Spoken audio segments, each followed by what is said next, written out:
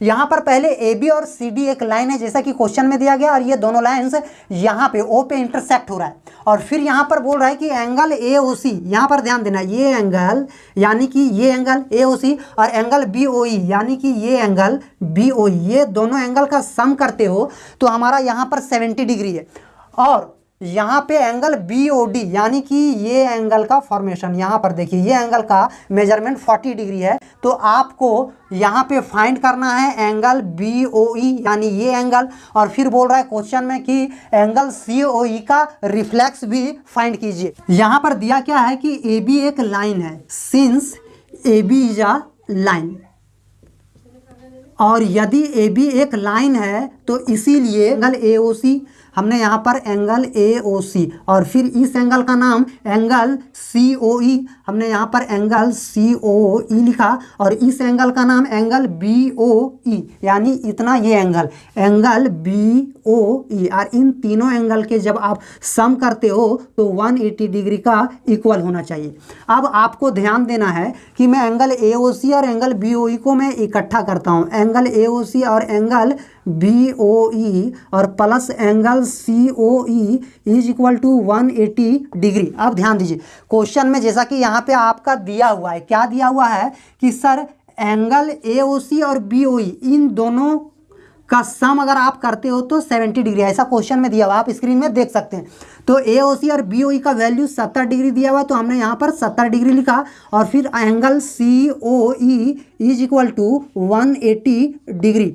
अब यहाँ पर देखिए, इसीलिए angle C O E is equal to 180 degree, 70 degree को राइट हैंड साइड में लाएंगे तो -70 डिग्री, इसीलिए angle C O E is equal to हमारा हो गया 110 डिग्री। ये हमने एंगल सी ओ ई फाइंड कर दिया, पर क्वेश्चन में हमें एंगल सी ओ ई का रिफ्लेक्स पूछ रहा है। तो एंगल सी ओ ई का रिफ्लेक्स कहने का मतलब, रिफ्लेक्स एंगल कहते किसे हैं, जो 180 डिग्री से बड़ा और 360 से छोटा हो।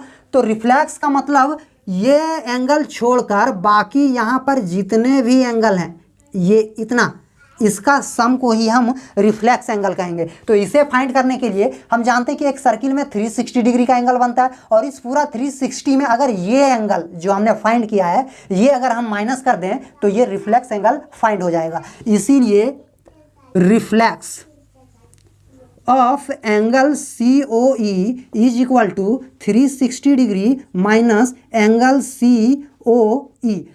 360 डिग्री यहाँ पर लिखा, और सी ओ ई का वैल्यू अभी हमने 110 फाइंड किया, हमने 110 लिखा, इससे आप जब सब्ट्रैक्ट करोगे तो 250 डिग्री, ये हमारा एंगल सी ओ ई का रिफ्लेक्स फाइंड हो गया। अब यहाँ पर ध्यान दीजिए, अब क्वेश्चन में आपको बोल रहा है कि एंगल बी ओ ई यानी कि इतना एंगल, ध्यान देना, ध्यान दीजिए कि ए बी हमारा लाइन है और सी डी भी तो एक लाइन है, और सी डी अगर एक लाइन है, since C D is a line, C D is a line, और सी डी यदि लाइन है तो इसीलिए ये एंगल इतना, इस एंगल का नाम हम देंगे B O D, angle B O D plus angle B O E यानी कि ये एंगल इतना, angle B O E plus angle C O E यानी इतना, angle C O E is equal to 180 degree. यहाँ पे रीजन लिखना linear pair. ध्यान देना है कि एंगल बी ओ डी का वैल्यू 40 है, तो हमने यहाँ पर बी ओ ई यही हमें फाइंड करना है, तो हूबहू हमने बी ओ ई यहाँ पे लिख दिया। अब एंगल सी ओ ई, यहाँ पर सी ओ ई का वैल्यू हमने फाइंड किया था 110, तो आपको यहाँ पे 110 रख देना है is equal to 180 degree. Equation बन गया। अब इसे आगे सॉल्व करते हैं। 110 और 40 यहाँ पे हमने लिखा 150 plus angle B O E is equal to 180 degree. अब angle B O E is equal to 180 और 150 को इधर राइट हैंड साइड में लाएंगे तो 150 डिग्री, इसे माइनस किया तो 30 डिग्री, यानी कि angle B O E is equal to 30 degree. अब हमें फाइंड करना था बी ओ ई और रिफ्लेक्स सी ओ ई, और ये दोनों फाइंड हो गया। इसीलिए आप यहाँ पे लिख दोगे कि angle B O E is equal to 30 degree और reflex of C O E, reflex of angle C O E is equal to 250 degree. ये हमारा आंसर है।